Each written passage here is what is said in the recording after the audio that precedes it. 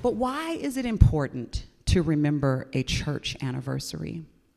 Why are they special and or important? But came from his hands, feet, and his side was more precious than silver or gold. The blood that set me free, it came from a life of sin and tragedy. When the whole nation had finished crossing the Jordan, the Lord said to Joshua, to choose 12 men from among the people, one from each tribe. Somebody say tribe.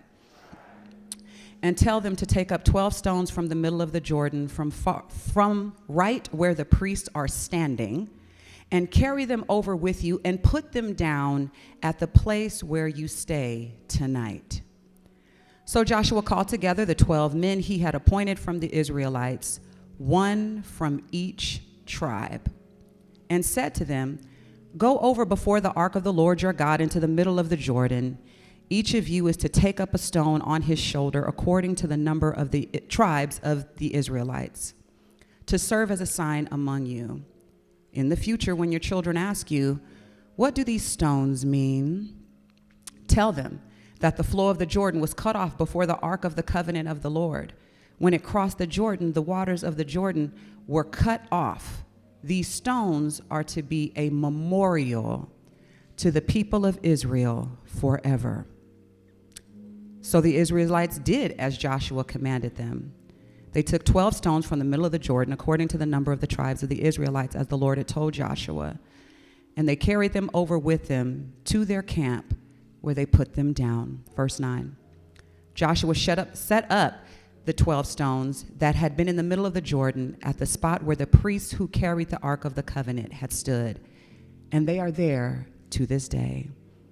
Now the priests who carried the ark remained standing in the middle of the Jordan until everything the Lord had commanded Joshua was done by the people, just as Moses had directed Joshua.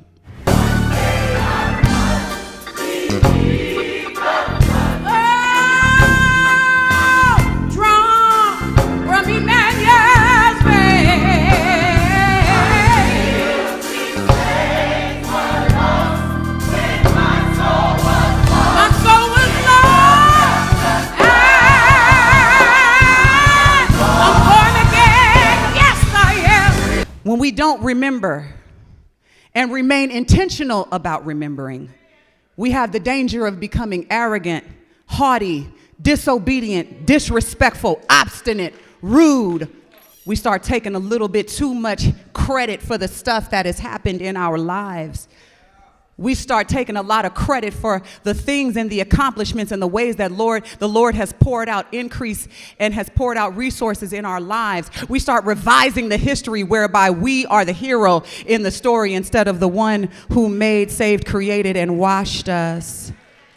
Joshua told them as soon as they got there, set up the stones from where you had the miracle. Remembrance is a heart issue. This has nothing to do with neurology or the psychology or the physiology of what it means to remember. I know we got some mature saints that don't remember some of their numbers and, driver's license numbers and phone numbers and passwords. And for those of us who, now we're living in this age, we got about 17 different passwords just on one iPhone. I'm not talking about that. We're talking about the stuff that's in the heart. That's why we got to stay in the Word. Because life's experiences and challenges have a way of revealing what's in the heart. Remembrance is a heart thing.